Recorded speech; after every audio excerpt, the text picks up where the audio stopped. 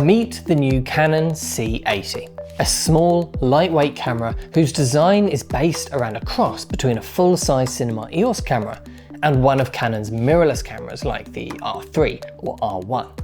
It has a full-frame 6K backside illuminated sensor with triple base ISO values, fast sensor readout performance, improved autofocus system, and internal RAW recording.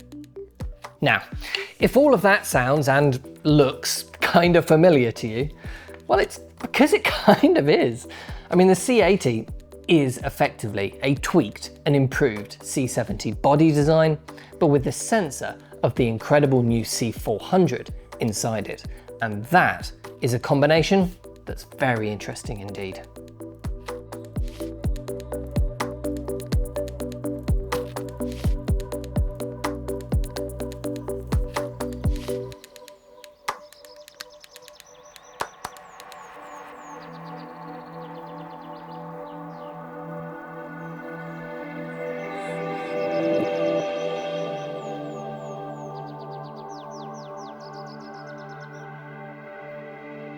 The C70 has been a real success for Canon over the years. Customers love the image quality and they love how practical the design is. You know, it's small enough to be really convenient, but it's large enough to have all the buttons and ports that you need to work quickly. Plus, of course, it has batteries which will actually last all day long. And I think many people are expecting a C70 Mark II here, but the C80 is not really a C70 replacement. It's actually a more advanced model which sits above it in the range because it's got that C400's full frame sensor inside.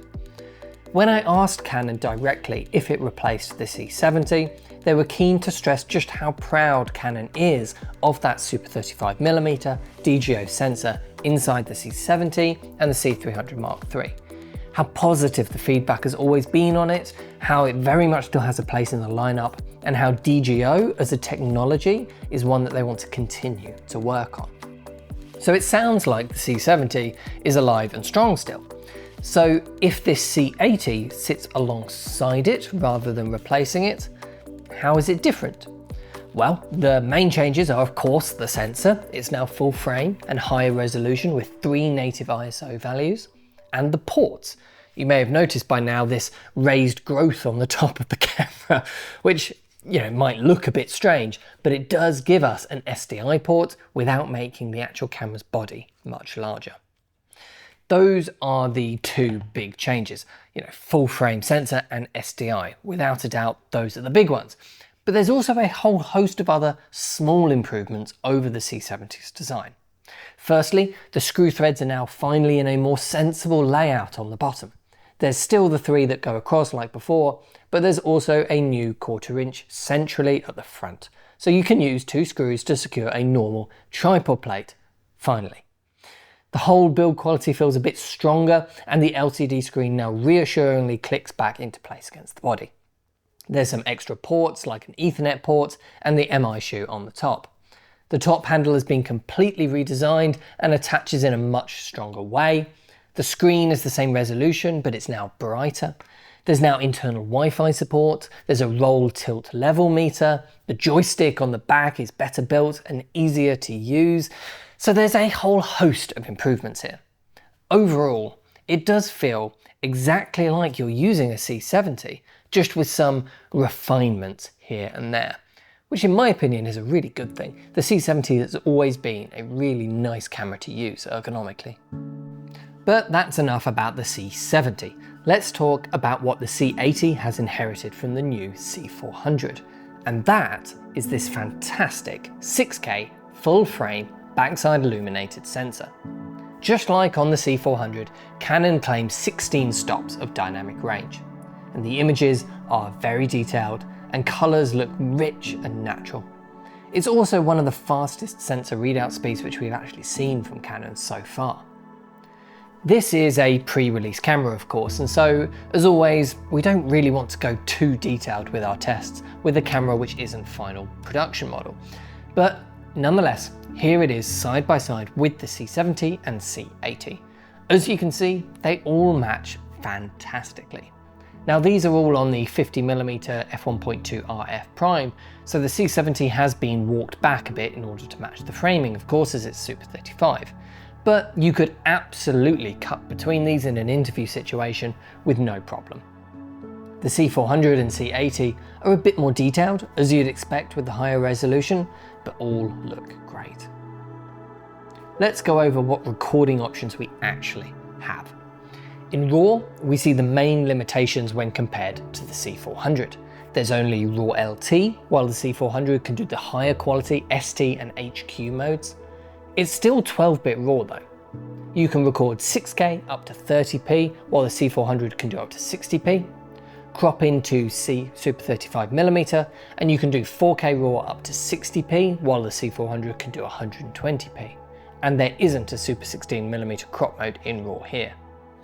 Something to note is that all of this RAW is in very reasonable data rates because it's the LT mode.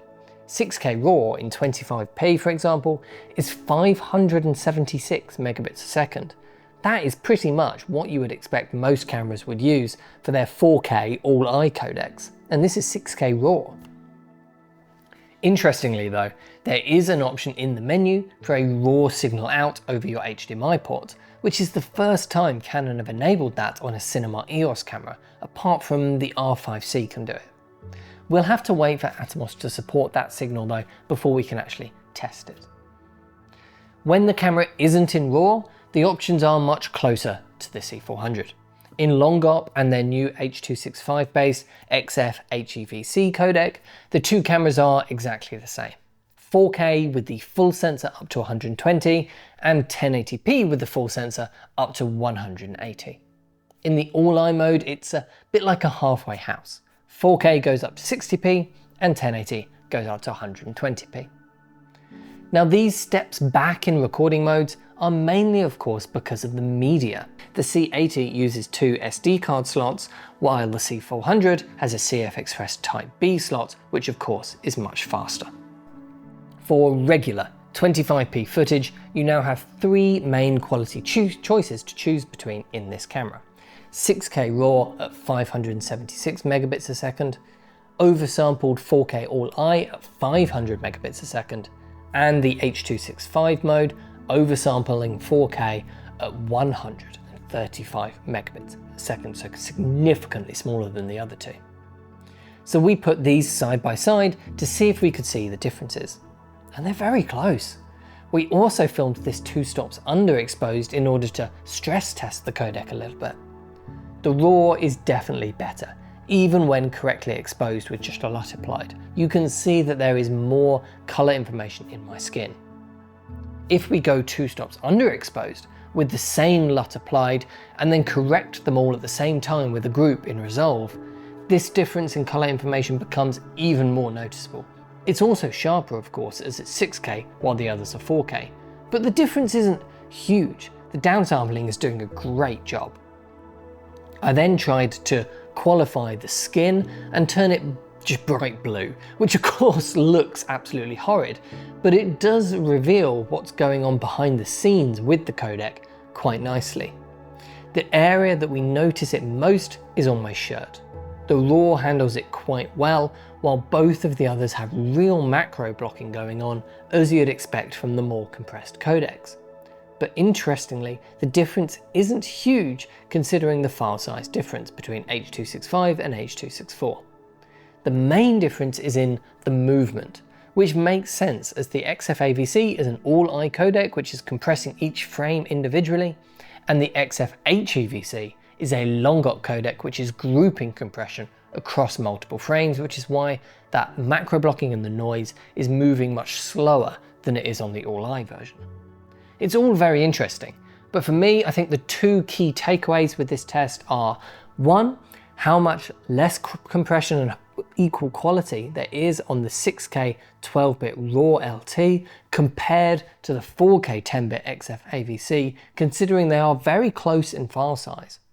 And 2, just how good that far smaller XF HEVC mode is, considering it's basically a 1/5 of the size of the H.264.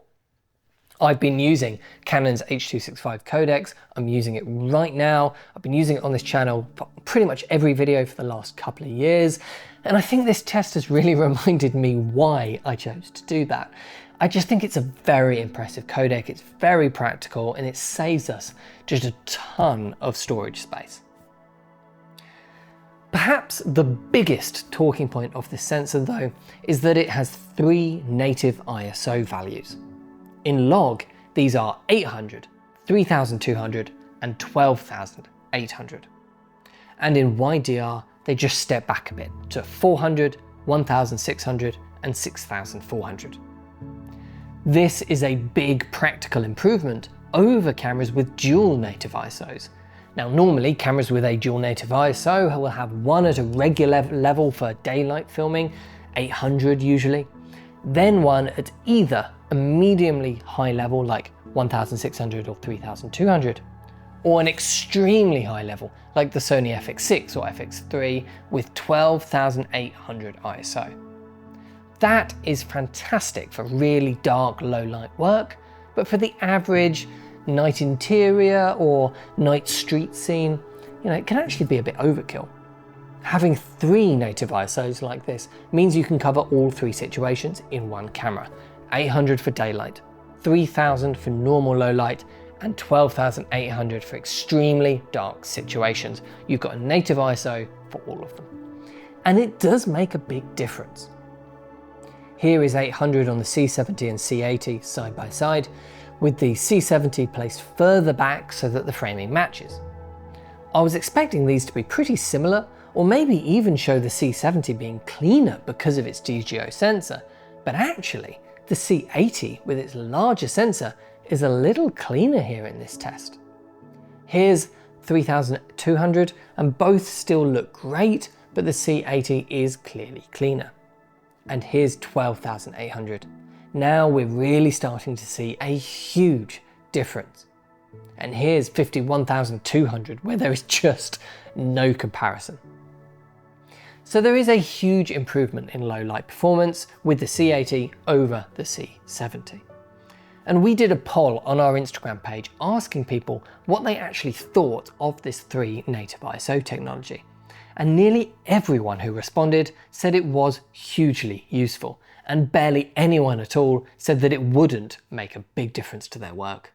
The main area of this camera, which is the most surprising, is how much Canon have improved the camera's ports and flexibility. The biggest change is the addition of a 12G SDI port up here on the top of the camera. Now this is fantastic to see, as the lack of SDI is arguably one of the C70's biggest weaknesses, and most of the main competition out there for the C80, like the Sony FX6 or Blackmagic Pixis 6K, they do have an SDI port, so it is very welcome to see it here. We also get a new Ethernet port on the back, which is great for connecting to Canon's XC protocol for multi-camera control and of course for live streaming. There's a full-size HDMI, which can now be used as a raw output as well. And for audio, there's 2 mini XLR ports, a 3.5mm jack, and a headphone port, of course. And all of these audio ports are here on the body itself. None of them are up on a top handle. Audio controls are on the back under the LCD screen, but then there's also this new MI shoe, which can be used with Tascam's XLR adapter, so you can get full-size XLRs if you want them that way.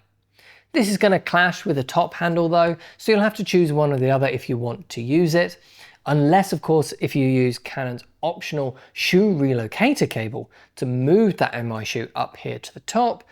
But of course that's extra cost and it's an extra cable hanging off your camera, but it is possible if you want to do that. All of the buttons are the same as they were on the C70, and there's lots to customize here. I love using the controls on the grip, for example, for autofocus lock, magnify, and false color. With those, I can check and control my focus and check my exposure, all while recording without taking my hand from the camera. And this is kind of something that the competition all can't really do.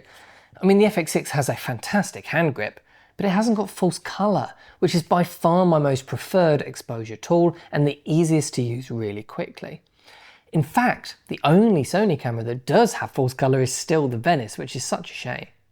And Blackmagic do have fantastic false colour, but the Pixis doesn't have a control hand grip like this, let alone with with as many buttons for control, and of course it doesn't have autofocus for you to toggle on and off on the hand grip. So if you like operating like I do, like that, the C80 does give you slightly more options than the competition. The SD card slots are at the front. You'll mainly want V90 cards for this camera, just like with the C70. The battery slot is the same BPA as you'd expect. It can use the new higher voltage batteries from the C400, but they aren't actually needed here. Everything that the camera can do can also be done with regular BPA 30 and BPA 60s, or third-party batteries, of course, with more ports, like these fantastic SWIP ones, which are the ones that I mainly use. The max power draw is a very reasonable 19.6 watts, which is not that much more than the 14.6 watts of the C70. So you still get 2.5 hours on a fully charged original BPA 30.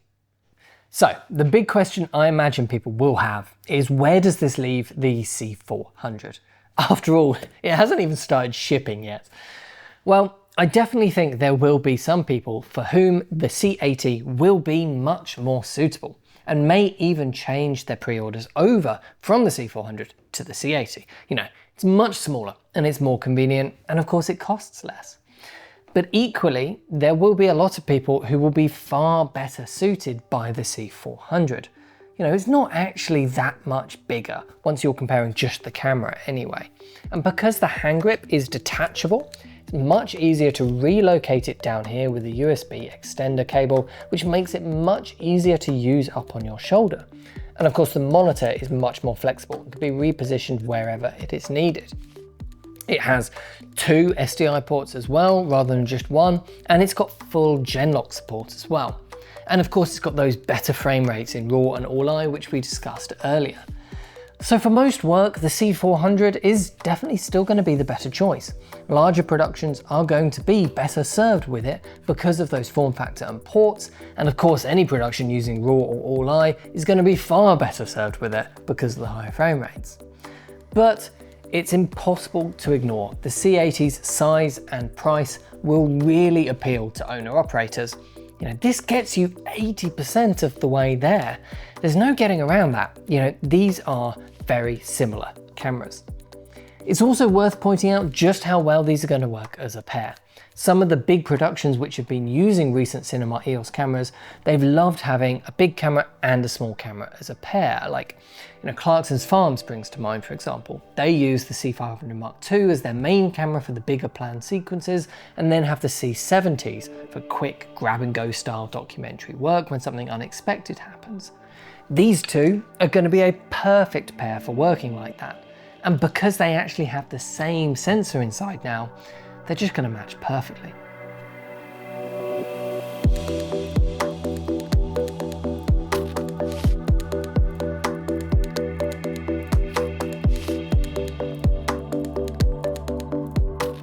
So overall, the C80 is hugely impressive. Whether you're looking at this camera as a smaller, pared back C400 or as a higher end C70, I think this is going to tick the boxes for a lot of people out there. I'm also just curious to see how people think this now sits in the wider camera landscape as well. How do you, watching this, think it stacks up against the Sony FX6 or FX3 or the Blackmagic Pixix 6K? Let us know in the comment section, and I'm really curious to see what people actually think. Pre-orders are of course open to buy one for yourself at ProAV, and get in touch with our sales team if you'd like any more direct advice on any of this. Thanks very much for watching, and I'll see you in the next one.